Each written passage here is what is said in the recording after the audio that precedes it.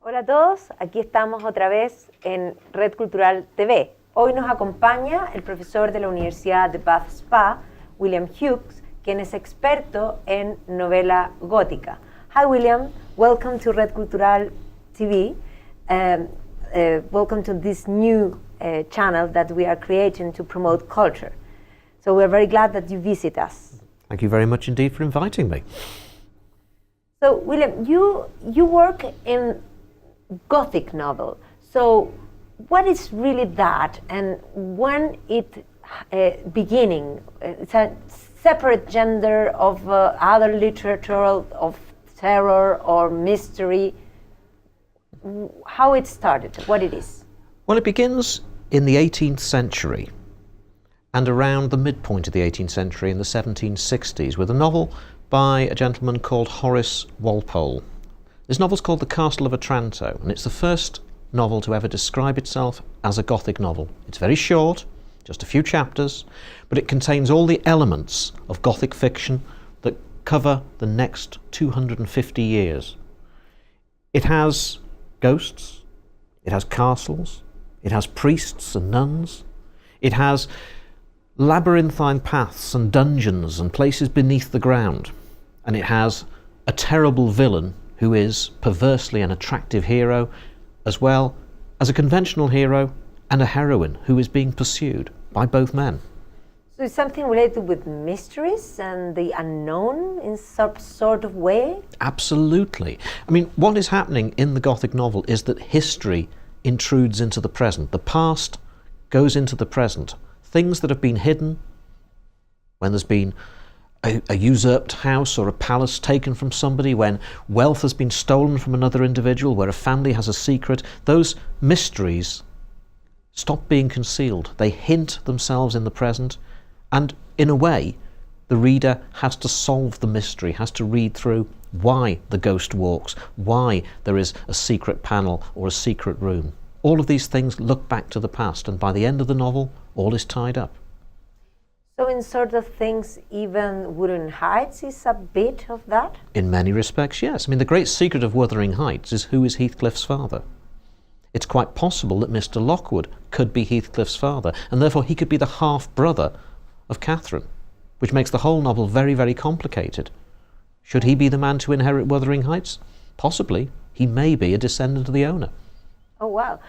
And is it, in a sort of way, Frankenstein the icon of this Gothic new movement?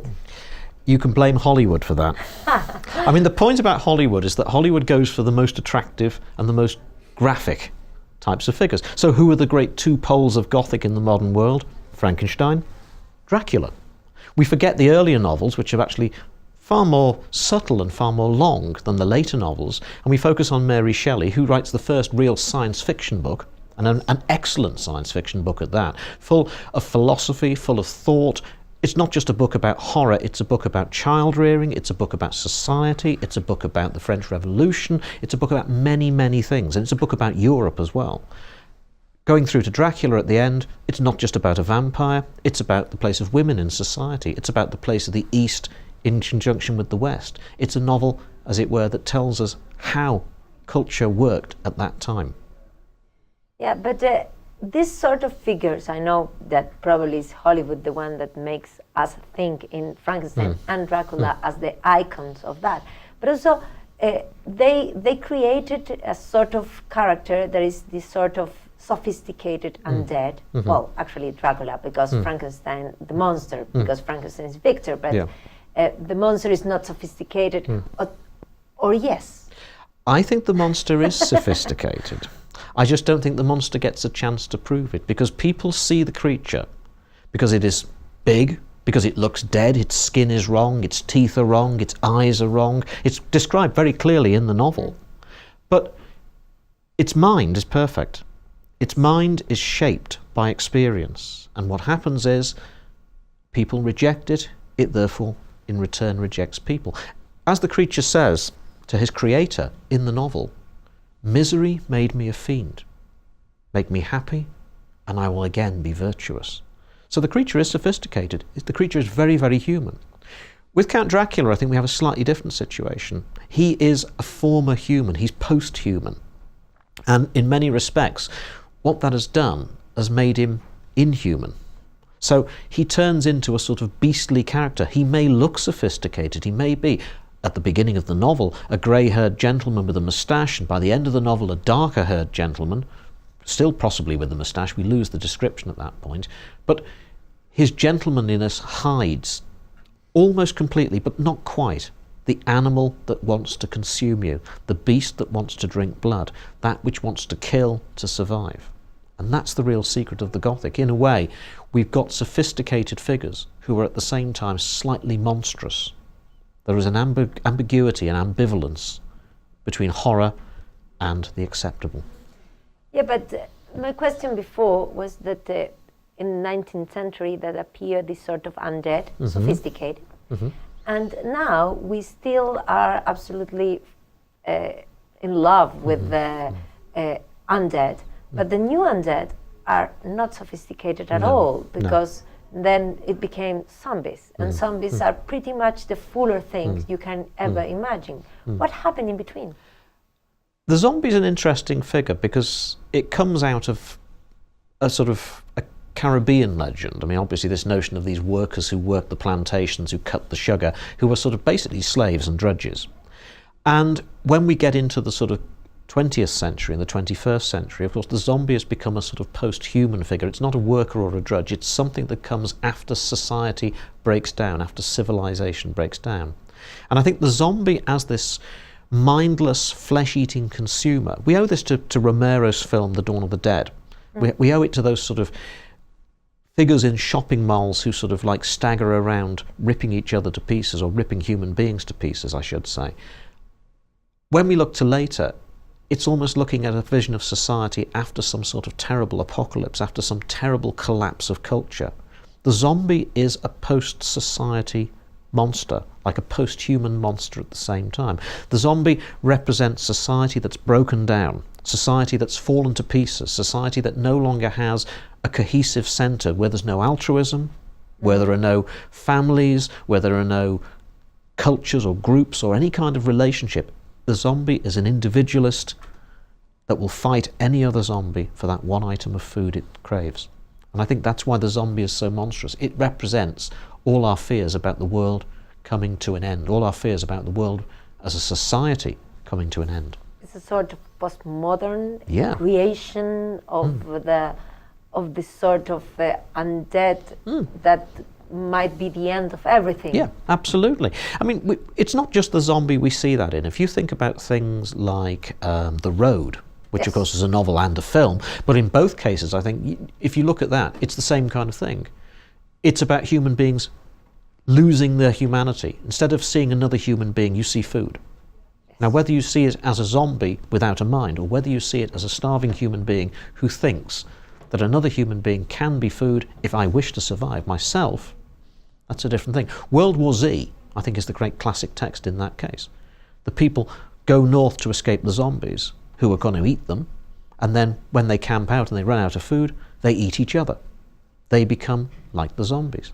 They become that same kind of monstrous figure. Society breaks down. Is that something related, for one side of philosophy? Yes, I imagine so, but also about experience that happened in 20th century that probably makes us lack the optimism forever. Yeah.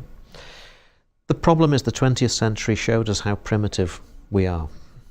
We've lost that almost optimistic view that the 19th century gave us. The 19th century claimed it was going to civilize the entire world. It sent out its missionaries, it sent out its technology, it sent out its westernization of other cultures, its writing over of indigenous cultures across the world, whether they be in this side of the world, whether they be in Australasia, in Africa, in Asia. In the 20th century, the 21st century, after we've seen the Holocaust, after we've seen Khmer Rouge, after we've seen all of these wars and incidents, not even the most recent ones, the historical ones going back 40, 50, 60 years, then we see possibly the notion that human inhumanity is a very present thing, just under the surface, and we're just about concealing it. Like I said about Count Dracula, Count Dracula's urbane, sophisticated exterior conceals a beast. Humanity's glass buildings, its cars, its technology conceals a wild animal. That's the fearful nature. But in a sort of way, for instance, Mary Shelley foresee that it's coming. In Frankenstein, is that she called it the new Prometheus, the modern Prometheus, in a sort of way that is the temptation of men to play to be God. Yes. But also she wrote The Last Man, which one is a sort of 21st century science fiction movie. I mean, the Last Man is a brilliant work. I mean, people should read this in the way that they read Frankenstein, and very few people do read it. But the whole narrative is about a plague, and it's about the inability of humanity to control plague, to control the natural world. So in a sense, it's an eco-text as well. Just indeed as things like the War of the Worlds are eco-texts. Part of the arrogance of humanity is the assumption that the human species is the top of the food chain, the most superior species on the planet. And of course, part of the risk of that arrogance is that smaller things may consume us, bacteria, diseases, even the frailty of mortality, the body that will not last forever. So Mary Shelley does look forward to this. She does look forward in time to it. And it's not maybe about humanity playing God, though I think that is a central theme in Frankenstein, without a doubt. It's not just about humanity playing God. It's about humanity trying to resist its own mortality, to go beyond its own limitations. That's not necessarily meaning playing God. It means, in a sense, exceeding limits that are not necessarily set by a god or gods, that are set by the physicality of your own body, that are set by the expanse of your own mind, that are set by the ability of philosophy to control the world. Is she somebody that goes ahead in a certain way in the limits of men and the relationship of infinity in some sort to Nietzsche? Looking forward to Nietzsche, possibly. I mean, there's certainly a lot in Mary Shelley about sort of this sort of Uberman kind of figure. There's a lot of it there. But I think Shelley's overreaching men are always faulted. And this is very common in the Gothic. That Gothic hero figure, that central figure who is the most powerful figure, he's not the same as the conventional hero. He's the Count Dracula, he's the Victor Frankenstein. He's the sort of serious and dangerous figure that lies at the heart. They may be above the ordinary man. They may be more capable of suffering. They may be capable of greater behaviour and greater degradation.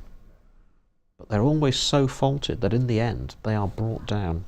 And I don't think it's so much Nietzsche here that she's looking forward to. I think she's looking backwards. I think she's looking backwards to Aristotle. Yeah. I think she's looking backwards to the Poetics and that figure in tragedy, that tragic hero figure who is capable of inspiring in the reader pity and fear. We pity greatness fallen. We pity when greatness descends from its great heights. And then we fear, deep in our own hearts, that can be us, that we may be King Lear, subject to flattery, that we may be Victor Frankenstein, too capable of going beyond what we should go beyond, that we may be someone who would sell our soul like Faust to the devil for more. Is, in a way, the picture of Dorian Gray something that touch a bit the Gothic? Yes. Yeah, very much. Oscar Wilde, you must remember, is one of a great tradition of Irish Gothic writers. He's a graduate of Trinity College Dublin, but so was Bram Stoker, who wrote Dracula. Yes. So was J.S. Lefanu, who wrote Carmilla. Yeah. So was Maturin, who wrote Melmoth the Wanderer. They're all in a sort of tradition of Irish supernatural writers. And Wilde knew Stoker. Wilde read Lefanu. Wilde was part of that whole culture. And Dorian Gray fuses two things together. It fuses Gothic, and like Mary Shelley, we never learn, we never get the exact method of how Mary Shelley has Victor create the creature. The same is true in Dorian Gray. We don't know how Dorian lives forever through a portrait. There is no sort of suggestion that magic has taken place or that a pact has been exchanged. It just merely happens. With Wilde, he fuses that Gothic mystery that Gothic eternal life motif, which Maturin had in Melmoth the Wanderer, which Stoker has in Dracula, he fuses it with the aestheticism of his own culture. Because Dorian Gray is a work about a sensual human being. It's a work about a man who lives forever to feel. So that all those long, elaborate scenes in Dorian Gray where he talks about acquiring bishops' robes and sumptuous cloth and paintings and objects. Perfumes. Yeah, and the perfumes, all of that is about, I only want to live forever because I want to experience sensation forever. It is purely the art for art's sake. It's not living forever to make humanity better, it's living forever so that the self can enjoy itself ever more and ever more and ever more. And in this sense, Wilde goes right back to the genesis of the Gothic. He goes right back to the 18th century and to the writings of a chap called William Beckford, who lived near Bath in England. Beckford wrote a marvellous Orientalist novel called Vathek. And in Vathek, the caliph, the Eastern potentate who's at the heart of it, who also wishes for eternal life, builds palaces of the five senses, so that in one he can experience scent, in another sound, in another sight, and so on, all the way around. This palace is, as it were, a total sensual feast. And he wants to live forever so he can feel sensation forever. So that's the genesis, really. I'm sure that's where Wilde got some of his ideas from. Yeah, this is the combination of the beginning, but also for the richness and possibilities of the end of 19th century. Opulence. I mean, that's the whole thing. The end of the 19th century. If you look at that period when Wilde is writing, when Stoker is writing, that's the height of the British Empire. All of this, all of the goods of the world, all of the tastes, the gold, the materials, everything is flowing in to Britain at the time. Stoker and Wilde are in London at the same time.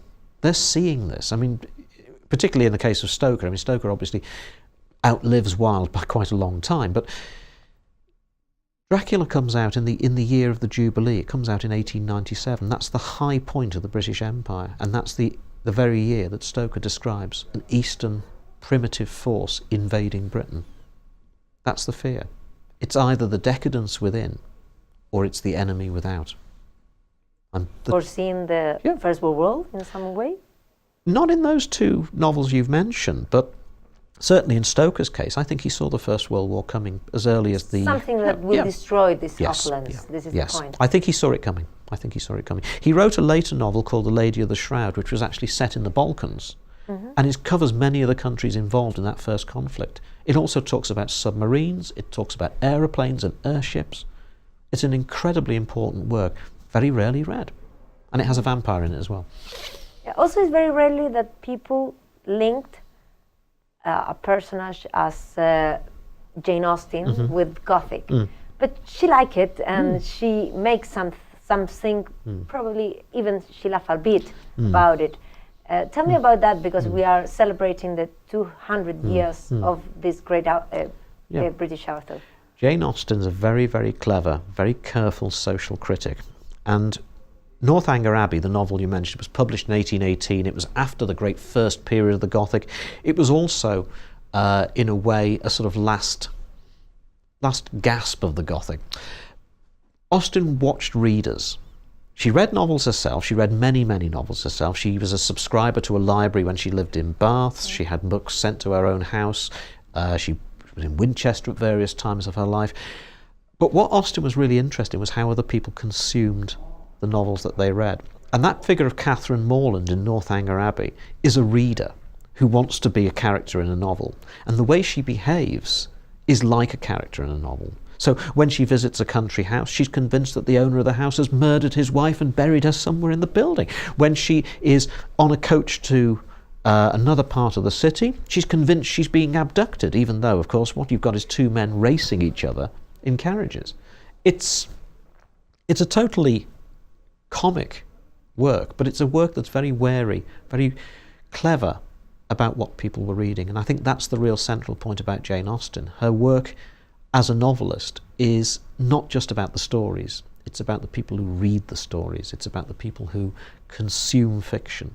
That's the really great thing about Austen, and she's a far, far better writer than the films would ever suggest. The films turn her into romance, but she's not just romantic. Well, I always says that she is not at all a romantic. No. And for instance, Pride and Prejudice, people says this is the primary romantic novel, but she show us in that novel how much each of the character earns. So she's concerned about other things, but love. Yeah.